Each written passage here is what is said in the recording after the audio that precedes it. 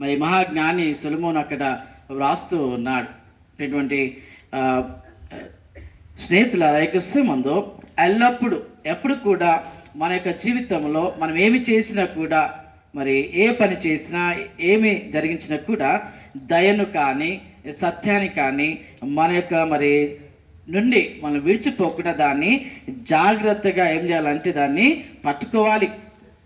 ఎప్పుడు దాన్ని భద్రంగా ఉంచుకోవాలి. ఎలా ఉంచుకోవాలి అంటే కొన్ని క్లూస్ కూడా అక్కడ జ్ఞాని చెప్తూ ఉన్నాడు. ఏ విధంగా అంటే వాటిని కంఠభూషణంగా ధరించుకోవాలా. మరి అక్కలు మంచి బంగారం వేసుకొని వచ్చారు కనిపించడానికి. అది చూస్తుంటే నా జ్ఞాపకం వస్తూ ఉంది.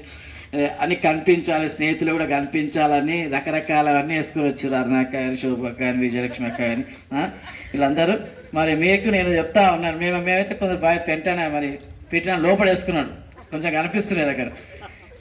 ఎట్లా అంటే కనిపించినప్పుడు అది ఎలా ఉండాలంటే కంఠభూషణముగా ధరించుకోవాలా. నిజంగా మీరు ఇక్కడ పోయినటువంటి దయను